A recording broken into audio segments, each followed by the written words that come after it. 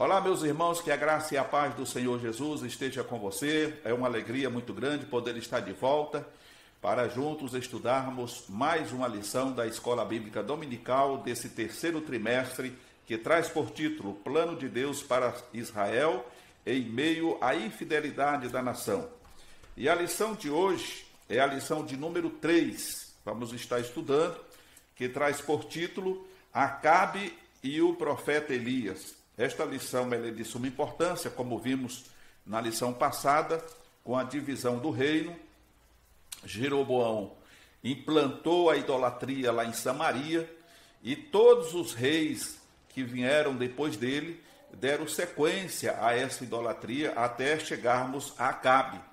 E segundo o que vamos ver nessa lição, Acabe foi um dos maiores idólatras que existiu naquela época, não só por ele, mas pela esposa dele, a rainha Jezabel, que trouxe os seus costumes, os seus usos e costumes da sua terra, os seus deuses e os sacerdotes de Acera e de Baal. Então nós vamos ver esse embate que se deu ali, porque nós vemos que Deus, Ele é um Deus misericordioso. E Ele sempre usa os seus servos para trazer o despertamento, para trazer a exortação que o povo precisa. Então nós, no decorrer dessa lição, vamos estar vendo o que aconteceu e o resultado de tudo isso para todo o povo de Israel, principalmente para o rei Acabe, a sua mulher e os seus profetas, 850 profetas. Antes de entrarmos ao tema da lição, propriamente dito, quero fazer aquele lembrete para você que tem nos acompanhado e ainda não é inscrito no canal, que você se inscreva no canal, que você possa estar dando aquele like ou dislike, isso é muito importante para que a gente possa estar indo mais além, porque a partir do momento que você compartilha, dá o like, compartilha esses conteúdos, a plataforma do YouTube, ela passa a divulgar mais esse trabalho, tá bom? E também ativar o sininho de notificação para que você possa estar sempre sendo notificado a partir da hora que a gente coloca aqui um vídeo novo no ar, tá bom? Então vamos aqui, o textuário diz: saberás, pois, que o Senhor teu Deus é Deus, o Deus fiel, que guarda o conserto e a misericórdia até 1000 gerações aos que o amam e guardam os seus mandamentos. A verdade prática diz ainda: Deus é Pai de amor, bondade e misericórdia abundantes. Contudo, todo pecado e desobediência ao Senhor trazem consequências inevitáveis à vida humana. O objetivo da lição de hoje, em primeiro lugar, é apresentar a perversidade de Acabe e Jezabel. Segundo, demonstrar o cuidado de Deus para com seus filhos. E, em terceiro lugar, registrar a aridez espiritual do rei Acabe. Tudo poderia ser diferente se Jeroboão tivesse, ao invés de levantar ou construir bezerros de ouro, 2 bezerros, que foi o que ele mandou construir, para o povo de Israel adorar ali no Monte Gerizim, sem ter a necessidade de descer até Judá. E aí o resultado é que a idolatria se alastrou e todos os reis que sucederam Jeroboão seguiu pelo mesmo caminho. Mas o texto sagrado diz aqui que Acabe foi o pior de todos, junto com Jezabel, porque ele mandou matar os profetas do Senhor. Nós vamos ver aqui no conteúdo da lição, na próxima lição, que quando o profeta Elias foge da presença de Jezabel, ele foge exatamente porque estava sendo ameaçado. E ele sabia que muitos profetas tinham morrido. E ele alega isso ao Senhor. Nós vamos ver no próximo domingo. Mas, no entanto, nós vemos aqui na introdução que Acabe foi um dos mais perversos reis de Israel. Durante seu reinado, ele permitiu que seus terríveis pecados o desviasse completamente dos mandamentos sagrados e do temor a Deus. Além da desobediência já instalada em seu coração, casou-se com a ímpia Jezabel, que induziu aos caminhos de morte. Suas más ações provocaram uma grande seca em Israel, episódio que mais tarde o colocou frente a frente com o profeta Elias. Então, o camarada se tornou mau. E a esposa, segundo alguns comentaristas, era terrível. Né? E isso trouxe grandes prejuízos ao povo de Israel, ao ponto deles ficarem, como disse o próprio profeta: até quando cocheareis entre dois pensamentos? Porque o povo estava dividido. Já não via nenhum milagre da parte de Deus Altíssimo acontecer, porque não existia espaço ali, porque a adoração era total. Veja bem, 850 profetas, né, de Baal e de Acera. Então ela conseguiu dominar politicamente e religiosamente toda Samaria, todo Israel. Aqueles que não se curvaram ou não se curvavam diante daqueles ídolos eram perseguidos e mortos, que foi o caso de muitos profetas. O resultado disso é que aqueles que não tomaram posicionamento ficaram no meio termo. Não sabiam se adorava Baal ou se adorava a Deus. Por conta disso, veio esse questionamento do profeta Elias. Até quando vocês vão cochear? Por que vocês não tomam atitude? Por que vocês estão nessa indecisão? Se Deus é o Deus que nós servimos é um Deus verdadeiro, então vamos servir a Ele com sinceridade. Se é Baal, então vamos servir Baal, mas vamos tirar a prova dos 9. Nós não podemos nos curvar, aceitar passivamente essa situação.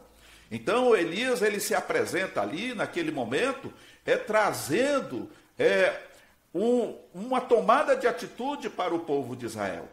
E quando ele se encontra com Acabe, ele está tão envolvido com a idolatria e com a sua mente tão cega, com seus olhos tão fechados, que ele não se dá conta que ele era o perturbador de Israel junto com a sua esposa. Então ele transfere para o profeta Elias essa condição. E aí Elias, ele vai dizer: não sou eu o perturbador de Israel, mas é tu e a casa de teu pai que tem perturbado Israel, que tem trazido tantas coisas terríveis para o meio do povo. Mas nós viemos aqui para resolver o problema. Chama todo o povo de Israel, inclusive os 850 profetas, e vamos lá para o Monte Carmelo, porque é lá que as coisas vão se clarear. Então, nós vemos aí a atitude de um homem de Deus que desafia o rei e todas as leis, não teve medo da morte, não teve medo de Jezabel, porque ele estava debaixo da autoridade de Deus e ele intima. E nós vemos, segundo o texto bíblico, que Acabe acata esse pedido do profeta Elias e manda convocar todo mundo lá para o monte. Então nós vemos aqui que a consequência das escolhas erradas, geralmente vai trazer prejuízo. Então nós vemos aqui no primeiro tópico, que fala sobre o casamento de Acabe. Então diz: Acabe induziu o povo a se aprofundar no pecado da idolatria de maneira bem mais intensa que os reis que o antecederam. Além disso, cometeu o crasso erro de se casar com uma princesa do reino de Sidom, chamada Jezabel. Essa mulher era devota de Baal e Acera, dois deuses adorados pelas nações vizinhas de Israel. Essa princesa dos sidônios incitou tanta maldade em Acabe que ele chegou ao ponto de se vender para fazer o que era mal aos olhos do Senhor. Veja só que situação. A pessoa foi induzida. Ele se vendeu. Ele aceitou toda a imposição daquela mulher. Ele passou a perseguir aqueles que adoravam o Deus verdadeiro.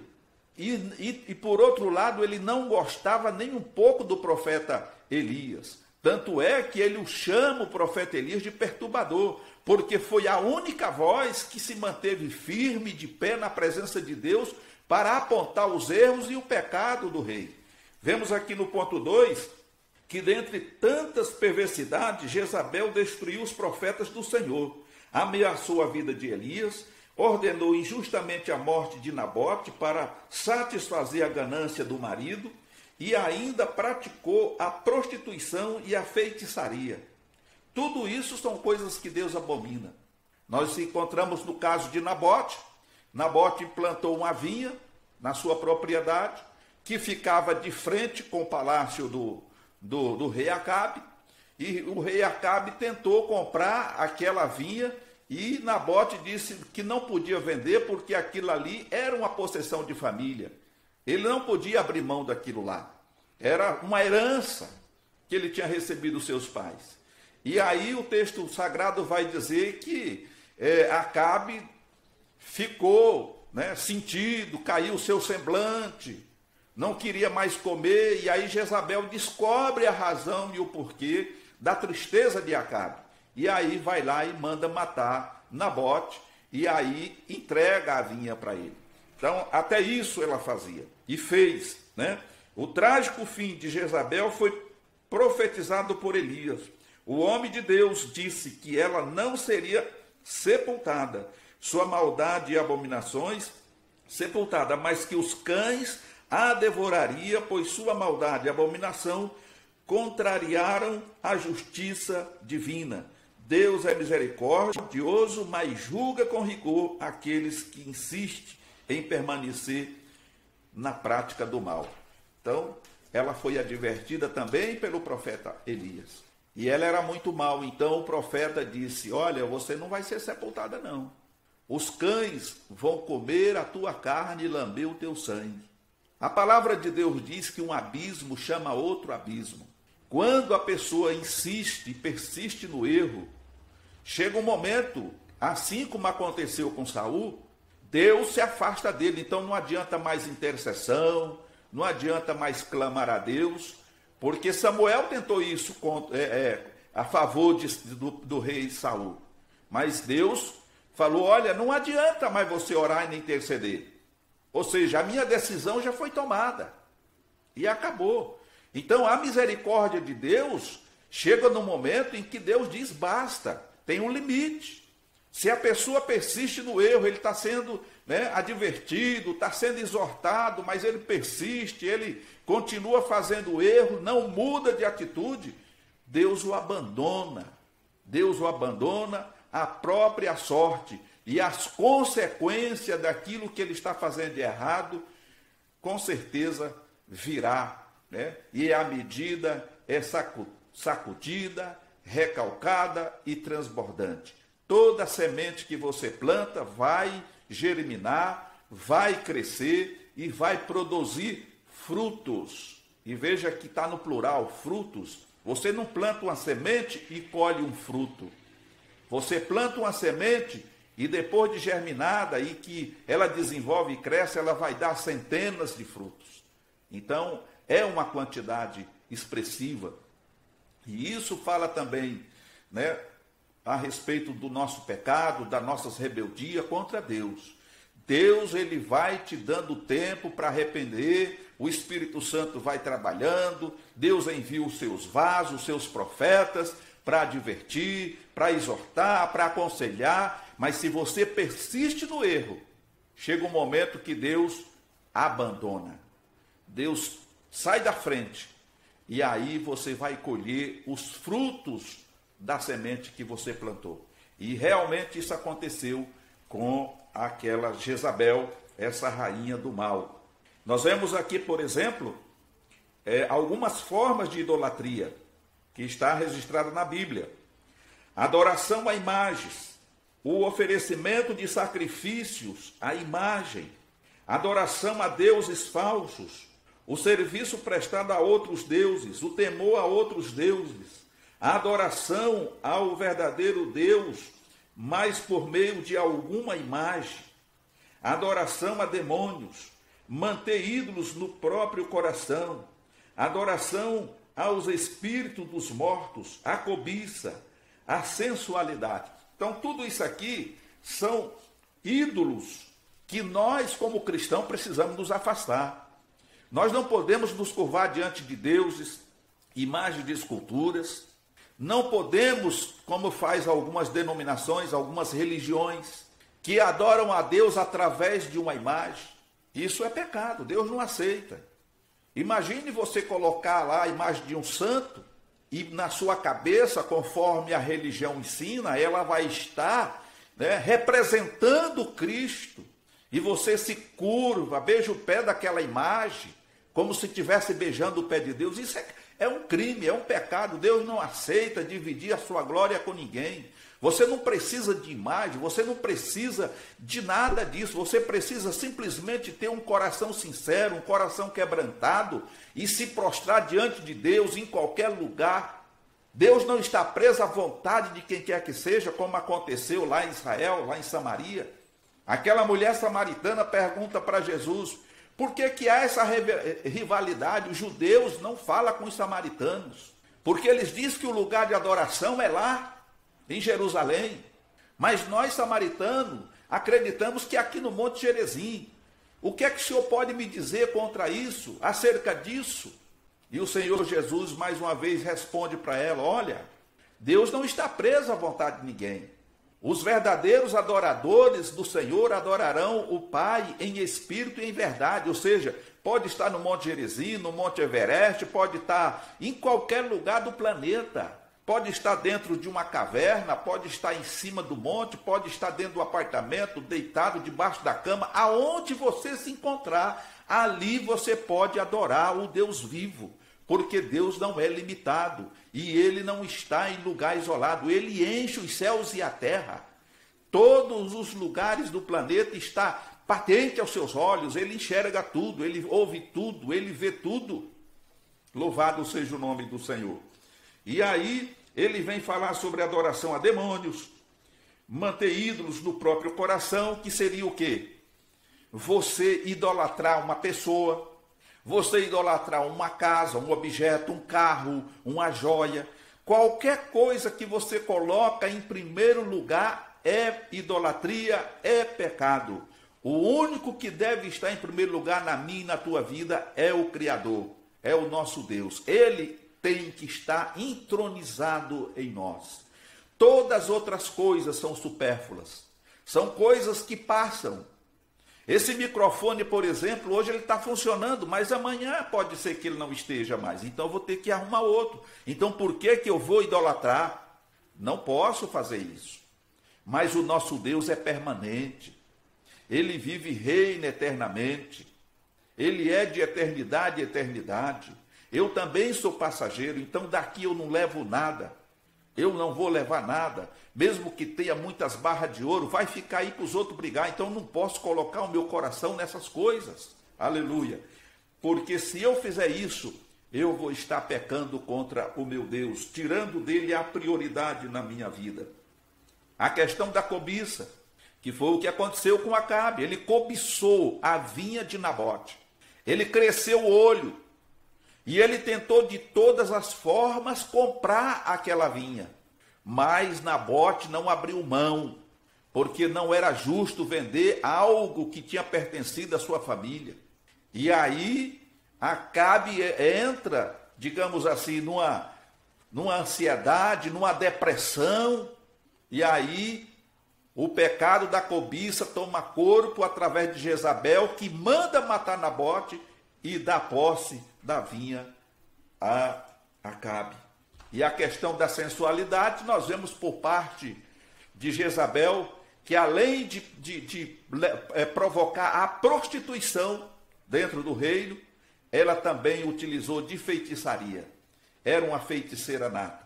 Meus amados irmãos, a palavra de Deus, através do apóstolo Paulo, diz que comunhão tem a luz com as trevas? Nenhuma. Então isso serve de alerta para nós, irmãos, que somos cristãos. Um jovem, por exemplo, não pode jamais se casar com uma jovem descrente. Uma jovem descrente jamais pode se unir a um jovem descrente, porque são pesos desiguais, são medidas desigual, são julgos desigual. Acabe, ele poderia ter caminhado, ter feito a vontade de Deus, mas tinha a questão da possessão. O problema ali estava exatamente em construir um templo, como eu falei a semana passada, construir um templo para que o povo adorasse a Deus, assim como era feito lá em Jerusalém. Mas o que acontece? De repente, essa comunhão entre os irmãos de Judá e os irmãos ali em Samarias poderia trazer prejuízo para Samaria, era o medo de perder o poder. Então, criou-se ali uma vertente, ali um atalho para que essas pessoas não viessem ajudar para adorar ali o Deus Altíssimo. E esse é um perigo muito grande. Ali havia um jugo desigual. As pessoas aceitaram e enveredaram pelos caminhos do erro. E por conta disso o prejuízo veio. Veio de que forma? Através da falta de chuva. Não havia uma erva verde em toda Samaria, em toda Israel. Os animais começaram a morrer de sede e de fome.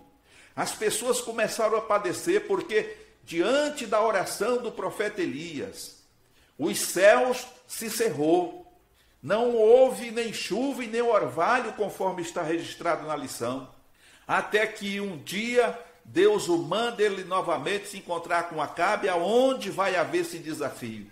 E ali nós vemos que Acabe, ele reúne todos os profetas. E eles vão fazer um sacrifício para ver qual era o Deus que respondia com fogo. Que, aliás, é o tema da próxima lição. Amém, meus queridos? E nós vemos no desenrolar que, apesar da grande misericórdia de Deus sobre o rei Acabe, permitindo que o profeta Elias o exortasse a ao retornar aos caminhos do Senhor, ele acabou levando o seu reino à ruína. Não podemos permitir que a ignorância e a sequidão espiritual nos atinja. Para isso, precisamos estar atentos à convocação divina, ao arrependimento. Então, a conclusão desta aula é que oportunidade Acabe teve de mudar de atitude, de voltar atrás, de consertar as coisas, de buscar o Senhor, porque ele era temente a Deus também, mas ele estava iludido, né? Através da sua mulher, ele obedecia a mulher e a mulher mandava e desmandava, mas ele tinha temor a Deus, mas era a questão de tomar atitude, o que ele não fez, e por conta disso veio a ruína. E conforme prescrito pelo profeta Elias, Jezabel, ela foi morta, caiu de lá de cima, foi derrubada lá de cima, caiu, e os cães lamberam o seu sangue e comeram as suas carnes. E isso aconteceu para que se cumprisse a palavra de Deus por intermédio do profeta Elias. E depois Acabe também morreu, mesmo disfarçado. Ele não escapou da morte. Então esse é o prejuízo que as pessoas recebem quando viram as costas para Deus.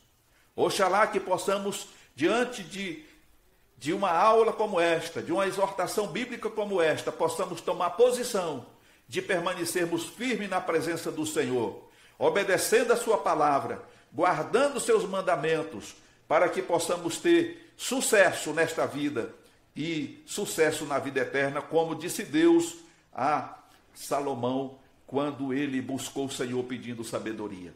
Deus está pronto, irmãos, para nos abençoar com toda sorte de bênção, mas ele exige preferência, ele exige fidelidade, compromisso, ele quer exclusividade. Não dá para misturar estação, não dá para cochear em dois pensamentos. Nós precisamos continuar andando na presença do Senhor, sabendo, consciente de que a nossa terra, que a nossa pátria não é aqui, que somos peregrinos na terra, que a nossa pátria está no céu, da onde virá o nosso socorro. Que Deus em Cristo te abençoe e, querendo Deus, estaremos de volta numa próxima oportunidade. Fique na paz do Senhor Jesus.